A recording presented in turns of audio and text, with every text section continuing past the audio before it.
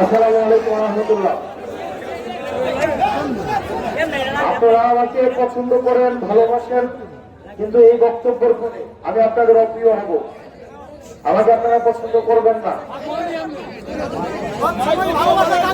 আমি কিছু অপ্রিয় কথা বলবো বাংলাদেশের রাজনীতিতে, যেগুলো মানুষ বলতে চায় না। আমরা স্লোগান দেই না যে নেতা তোমার ভয় নাই, রাজপথ ছাড়ি নাই। একটা সংকট আসলে বোঝা যাবে কয়জন রাজপথে থাকে।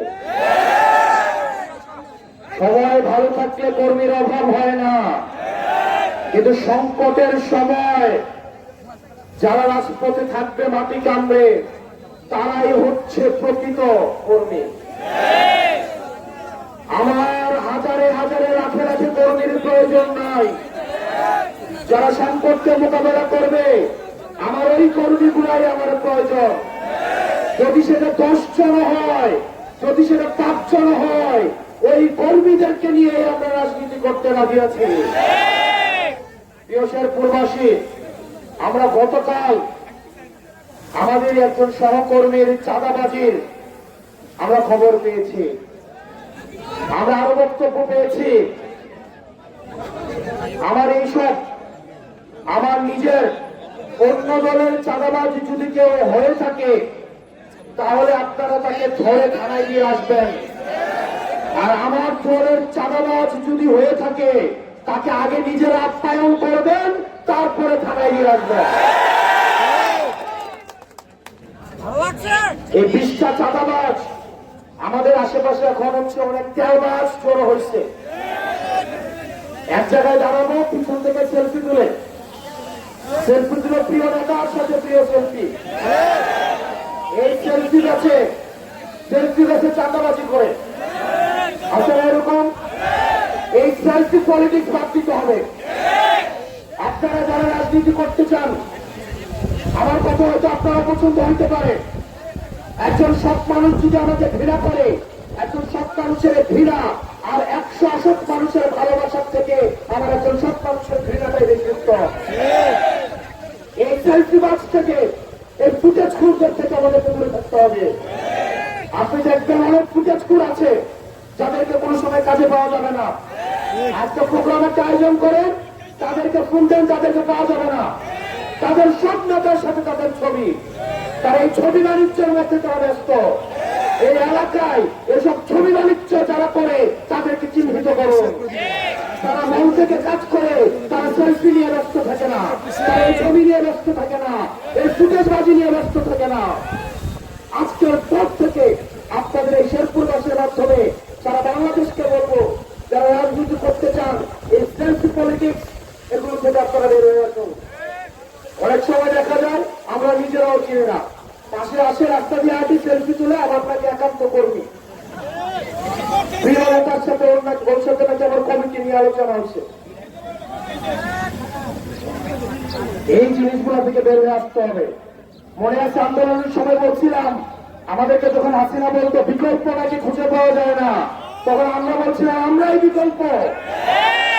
আপনার কর্মী না, নেতার পিছনে ঘুরে লাভ নাই, নিজে নেতা হয়ে উঠতে হবে। মনে রাখতে হবে, আমাদের দেশে যেটা হয় ধ্রুব সত্য, নেতার ছেলে এসে নেতা হয়, কর্মী সবসময় কর্মী থেকে যায়। প্রিয় ভাইয়েরা, এখানে বেশিরভাগ হয়েছেন তরুণ প্রজন্ম। আমার বয়সী আমার থেকে কম, দাড়ি পাকা ভাইয়েরা যারা আছেন, তাদের অভিজ্ঞতা আছে। আপনাদেরকে অনুরোধ করব, আমাদের যে রাজনৈতিক বন্দোবস্তের কথা আমরা বলি, আমরা যদি আগের মতোই নেতা তোমার ভয় নাই, রাজপথ ছাড়ি নাই, পিছন থেকে একটা ধমক দিলে আমার সবাই পাওয়ায় চলে যায়, তাহলে এই রাজনীতি নিয়ে আমরা কি করব? এইটা কি নতুন বন্দোবস্ত? আপনার চিন্তা মনে রাখতে হবে, যুগ অনেক পরিবর্তন হয়েছে, মানুষ এগুলো পছন্দ করে না। এই বাইক শোডাউন মানুষ পছন্দ করে না। আপনি হচ্ছে ব্যবসায়ীদের চিহ্ন করে টাকা পয়সা নেবেন, হচ্ছে চান্দা তুলবেন, এগুলো মানুষ পছন্দ করে না। আপনার এই জিনিসগুলো বুঝতে হবে। প্রিয় শেরপুরবাসী, আপনারা মানুষের কাছে কাছে যান, মানুষের কাছে যান, তাদের সমস্যা শুনেন, তাদের সমস্যাগুলো তুলে আনেন। যারা শিক্ষার্থী আছে, মনে রাখতে হবে, আপনি যদি পড়াশোনা ছেড়ে দেন, নেতা আপনার ক্যারিয়ার গড়ে দিবে না। নেতার সাথে ছবি থাকলে আপনার ক্যারিয়ার দ্বারা যাবে না। আপনারা পড়াশোনায় মনোযোগ দিতে হবে। আপনারা যাদেরকে এখানে আজকে দেখেন তারা ভালো ভালো বিশ্ববিদ্যালয় থেকে পড়াশোনা করে এখানে দাঁড়িয়েছে। আমরা প্রত্যেকেই আমরা শিক্ষিত, আমরা বিশ্ববিদ্যালয় থেকে পড়াশোনা করে সেখানে দাঁড়িয়েছি। অনেকে রয়েছেন ইন্টারমিডিয়েট পাস, অনেকে এসএসসিতে এইচএসসিতে পড়ছেন। আপনাদেরকে অনুরোধ করব আপনারা পড়াশোনাটা করেন। আর যদি পড়াশোনা নিতান্তই করতে না চান তাহলে নিজস্ব কর্মসংস্থানের নিশ্চিত করেন। কারণ কোন রাজনৈতিক দল আপনার বাসায় ভাত রান্না করে দিয়ে আসবে না। আপনার মা অসুস্থ হইলে আপনার হচ্ছে ট্যাবলেট কিনে দিয়ে আসবে না। আপনার সন্তানের চিকিৎসার ফি, আপনার সন্তানের স্কুলের ফি দিয়ে আসবে না। আপনার বাসার খাবারের নিশ্চয়তা আপনার নিজেকেই করতে হবে। সুতরাং এই নেতা যতই আপনাকে বলুক, নেতার সাথে আপনি যতই থাকেন না কেন, নেতা কিন্তু ঠিকই নেতার ফ্যামিলিকে নিয়ে দেশ সবাই বিদেশে ঘুরতে যায়।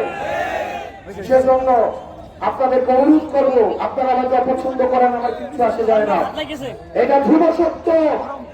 অসংখ্য মায়ের ছেলে এই রাজনীতির জন্য ক্যারিয়ার নষ্ট করে। আমরা চাই আপনারা প্রত্যেকেই সুশিক্ষিত হন, সকর্ম, আপনাদের কর্মসংস্থান হোক। কারণ আপনি যদি একটা দলের রাজনীতি করে আপনার ক্যারিয়ার নষ্ট করেন, 5 বছর পর 10 বছর পর আপনি যদি চাঁদাবাজিও করেন, আপনাকে থামানোর আমার কোনো মুখ থাকবে না। সেজন্য প্রিয় শেরপুরবাসী, আপনারা নতুন যারা এখানে শিক্ষার্থীরা আছেন, এই 24-এর পর অনেক নতুন করে আমাদের শিক্ষার্থীরা রাজনীতিতে আসতে যাচ্ছে। ধ্রুব সত্য, পকেটে পয়সা না থাকলে কেউ আপনাকে দাম দিবে না। পকেটে পয়সা না থাকলে নিজের বাপকে সম্মান করে না। যেই ছেলে খাবার দিতে পারে, যেই ভাই হচ্ছে মায়ের চিকিৎসার খরচ দিতে পারে, বাবা মা ওই সন্তানকেই সবচেয়ে বেশি ভালোবাসে। এটা সামাজিক বাস্তবতা। আরে ভাই, আপনার নিজের যদি না থাকে আপনি মানুষের কেমনে সেবা করবেন? আপনারা বলছে কেউ চাঁদাবাজি করে নিয়ে এসে মানুষের সেবা করার জন্য? এই রাজনীতি আমাদের প্রয়োজন নাই। মাগরিবের আজান হয়ে যাবে, আমি নিজে অসুস্থ। সার সংখ্যা এই সেলফি পলিটিক্স বাদ দিতে হবে, তেলবাজি পলিটিক্স বাদ দিতে হবে, নেতার পিছনে ঘুরে ঘুরে নিজের ক্যারিয়ার নষ্ট করা বাদ দিতে হবে। আমরা ঐক্যবদ্ধভাবে পরবর্তী বাংলাদেশ করব। আমরা শুধুমাত্র মুখে মুখে নতুন বন্দোবস্ত বলবো আর অতীতের মতো রাজনীতি করব, এই ভণ্ডামি চলতে দেওয়া যেতে পারে না। আমাদেরকে একসাথে আপনাদেরকে অনুরোধ করবো, যার কাজটা সে করেন। যারা শিক্ষার্থী সে যথাযথভাবে পড়াশোনা করুক, যারা রাজনীতি করবেন যথাযথভাবে রাজনীতি করেন। পরের সম্পদ লুণ্ঠন করে রাজনীতি সম্ভব না। এটা বেশি দিন টিকে যাবে না। হাসিনাও পারে নাই, অতীতে যারা ছিল তারাও পারে নাই, ভবিষ্যতে যদি কেউ করতে যায় তারাও পারবে না। আর মানুষ এখন অনেক সচেতন। আপনি কতজনকে ভুল বুঝাবেন, ভণ্ডামি করবেন কতদিন? সেজন্য আপনারা সবাই আমাদের জন্য দোয়া করবেন। আমরা ঐক্যবদ্ধভাবে এই শেরপুরবাসীকে নিয়ে আমরা নতুন রাজনীতি যেটা করতে চাই আমরা যেন সেটা করতে পারি। শেরপুরের আপনারা যেটা কোনো যদি ভুল করে থাকি, আমাদের যদি রাজনীতির কোনো সীমাবদ্ধতা থাকে, সেটা আপনারা আমাদেরকে জানাবেন, আমরা সেটা সংশোধন করে নেব। আপনারা সবাই ভালো থাকবেন, সুস্থ থাকবেন। আমি জানি আমার মনে অনেকে কষ্ট পেয়েছেন আমার কথায়। আমার